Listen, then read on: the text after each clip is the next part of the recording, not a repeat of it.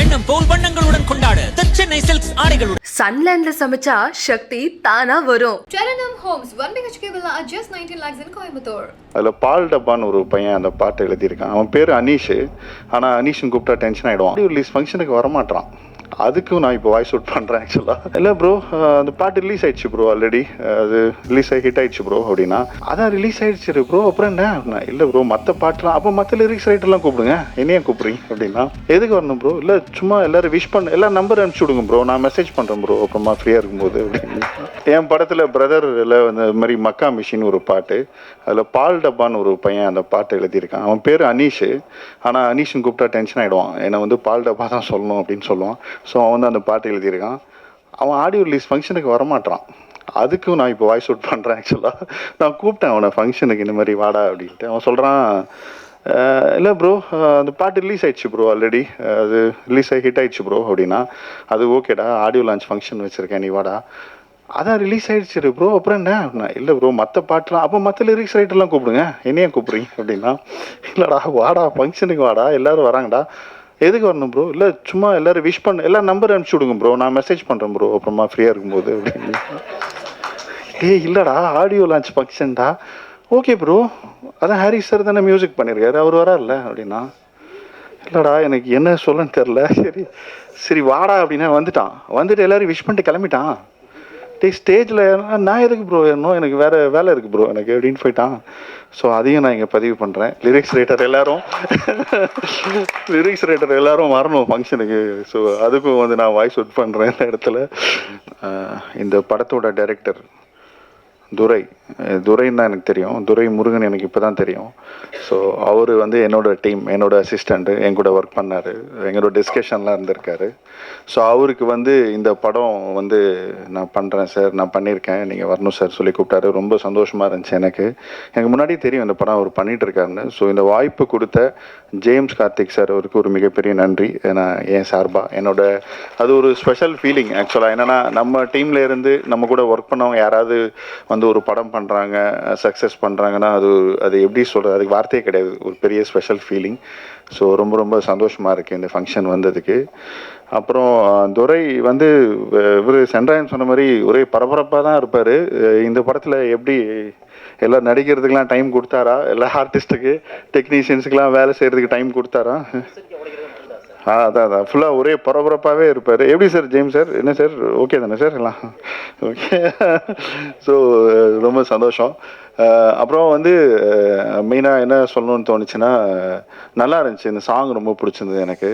Snehan sir எழுதியிருக்காரு. அதே மாதிரி இந்த இது டீசர் ரொம்ப அதுவும் நல்லா இருந்துச்சு. அப்புறம் லிரிக்ஸ் ரைட்டர் கார்த்திக் சார், நீங்கள் நிறைய நல்ல பாட்டு எழுதிட்டுருக்கீங்க, தொடர்ந்து எழுதுவீங்க. நீங்கள் வந்து உங்களுக்கு பெரிய ஃப்யூச்சர் இருக்குது. நீங்கள் வந்து உங்களை வந்து இந்த மாதிரி ஒரு வாய்ஸ் அவுட் பண்ணீங்க, இந்த மாதிரி லிரிக்ஸ் ரைட்டர் பேர்லாம் மிஸ் பண்ணிட்டீங்கன்னு அதை ஸ்டேஜில் வந்து பதிவு பண்ணீங்க. அது உண்மையிலேயே ரொம்ப சந்தோஷமான ஒரு விஷயம். அப்புறம் ஆக்சுவலாக என்னென்னா ஒரு விஷயம் உட்காந்துட்டு இருக்கும்போது இதெல்லாம் பார்க்கும்போது தோணுச்சு.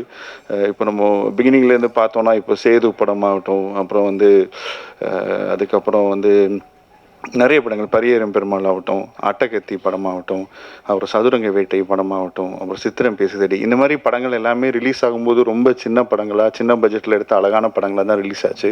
ஆனால் அந்த படம் வந்ததுக்கப்புறம் அந்த படத்தோட கண்டென்ட் வந்து மக்களுக்கு பிடிச்சதுனால, மீடியாவுக்கும் பிடிச்சதுனால அந்த படத்தை கொண்டாடி அந்த படத்தை எங்கேயோ கொண்டு போயிட்டீங்க.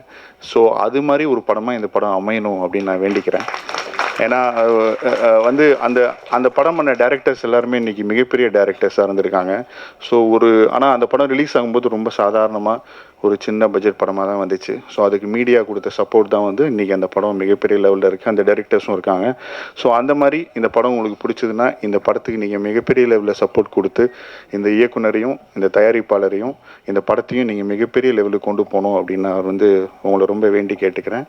Thank you so much. இந்த படம் சீரன், நீங்கள் ட்ரெய்லர் அண்ட் பாட்டு பார்த்துருப்பீங்க. பாட்டு நான் இப்போ தான் ஃபுல்லாக பார்க்குறேன். ஆக்சுவலி ஷூட்டிங் பண்ணும்போது அவ்வளோ ஒரு எனர்ஜெட்டிக், ஒரு ஃபயர் அந்த மாதிரிலாம் இருந்தது. ரியலாகவே வந்து ஒரு ரியல் டெம்பிள் பேக்ரவுண்டில், அங்காள பரமேஸ்வரி டெம்பிள். நாங்கள் காஞ்சிபுரம் சைடு ஷூட் பண்ணியிருக்கோம்.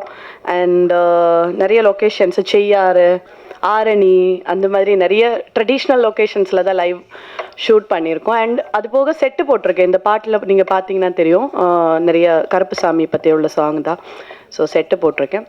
இந்த படத்தில் என்னோட கேரக்டர் வந்து பூங்கோதையை வந்து நீங்கள் 3 விதமாக பார்த்துருப்பீங்க ஸ்க்ரீனில். எனக்கு வந்து இது ஒரு டிஃப்ரெண்டான ஒரு மூவி. ஆக்சுவலி இந்த சப்ஜெக்ட் கேட்டு தான் இந்த படத்துக்கே வந்தது. ஆக்சுவலி துரை சார் வந்து அவ்வளோ அழுத்தி சொல்லிகிட்டே இருந்தாங்க, இனியா நீங்கள் பண்ணுங்க, கரெக்டாக இருக்கும், நல்லா இருக்கும் அப்படின்னு சொல்லிட்டு. ஸோ 20 வயசு பொண்ணாக ஃப்ளாஷ்பேக்கில் வரும். அண்ட் அதுக்கப்புறம் 2 குழந்தைகளுக்கு அம்மாவாக வந்து ஒரு 30-35 இயர்ஸ் ஏஜ் கேர்ள் லேடியாக வரும். அதுக்கப்புறம் ஒரு 50-55 வயசு உள்ள ஒரு ஓல்டு லேடியாக வரும். ஸோ அவ்வளோ கெட்டப் வந்து நான் எனக்கு சூட் ஆகுமான்னு கூட தெரியல. பட் ஸ்க்ரீனில் எனக்கு பார்க்கும்போது ஓரளவுக்கு ஏதோ நல்லா பண்ணியிருக்கேன் அப்படின்ற மாதிரி தெரியுது. அண்ட் இது போக வந்து சமூகத்தில் ஒதுக்கப்பட்ட சில மக்கள் இருக்காங்க, அவங்கள பற்றி சொல்கிற ஒரு ஸ்டோரி தான் இது. அது போக இதில் ஒரு தெய்வீகமான ஒரு கண்டென்ட்டும் இருக்கும், ஒரு கருத்து இருக்கும். அண்ட் இது ஒரு real life story, real life பேஸ்டான ஒரு ஸ்டோரி. அண்ட் ப்ரொடியூசர் சாருக்கு அதை பற்றி நிறைய சொல்ல முடியும். ஸோ இந்த படத்தில் வந்து ஜேம்ஸ் கார்த்திக் சார் வந்து ப்ரொடியூசர், அவர் தான் ஆக்டிங்கும் பண்ணியிருக்காங்க. ஸோ அவருக்கு ஜோடியாக தான் நான் நடிச்சிருக்கேன். Durai sir of course director, cameraman Bhaskar Arumugam sir. நெக்டோ ஸ்டுடியோஸ் வந்து ரிலீஸ் பண்ணுறாங்க இந்த படம் வந்து இன்டர்நேஷ்னலி அண்ட் இந்தியாலேயும் வந்து நெக்டோ ஸ்டுடியோஸ் டேரெக்டாக ரிலீஸ் பண்ணுறாங்க. நான் சார்கிட்ட கேட்டேன், சார் ஏன் வந்து ஃபஸ்ட்டு படம் வந்து ஃபஸ்ட் படம் இல்லை ஓன் ரிலீஸ் பண்ணுறீங்க அப்படின்னு. இல்லை, இது எனக்கு பர்சனலாக வந்து ரொம்ப ஹார்ட் டச்சிங்கான ஒரு ஸ்டோரி, ஒரு லைஃப் இன்சிடெண்ட் பேஸ் பண்ண ஒரு ஸ்டோரி, அதனால நான் இதை ஓன் ரிலீஸாக பிளான் பண்ணுறேன் அப்படின்னு சொன்னாங்க. அண்ட் இதில் மியூசிக்கு வந்து 2-3 பேர் பண்ணியிருக்காங்க. ஆக்சுவலி RR சவுண்ட் எல்லாமே வந்து ஜுபின் சார் பண்ணியிருக்காங்க. And AK Sasidharan sir and Gerald வந்து பாடல்கள் பண்ணியிருக்காங்க. ஸோ இவ்வளோ விஷயங்கள் வந்து நிறைய படத்தை பற்றி நிறைய சொல்லலாம். அண்ட் ஸ்டார் காஸ்ட் பற்றி சொல்லிட்டிங்கன்னா சோனியா மேம் இதில் ஒரு நல்ல ஒரு ரோல் பண்ணியிருக்காங்க, கதையில் ரொம்ப முக்கியமான ஒரு ரோல் அவங்களுக்கு. அண்ட் ஆரியன் சார், அப்புறம் சென்ட்ராயன் கூட எல்லாம் நாங்கள் ஷூட்டிங் லொக்கேஷனில் சீரியஸான சீக்வன்ஸ் எடுத்துகிட்டு இருந்தாலும் அவர் நடுவில் ஏதாவது ஒன்று ஜாலியாக பேசிகிட்டே இருப்பாங்க, ஒரு ஃபன்னாக இருக்கும். அப்போ ரீல்ஸ் எல்லாம் எடுத்துக்கிட்டு நாங்கள் என்ஜாய் பண்ணிட்டு இருந்தோம் லொக்கேஷனில். அண்ட் கிருஷ்ணா குருப் யாழினி ரோலில் பண்ணியிருக்காங்க.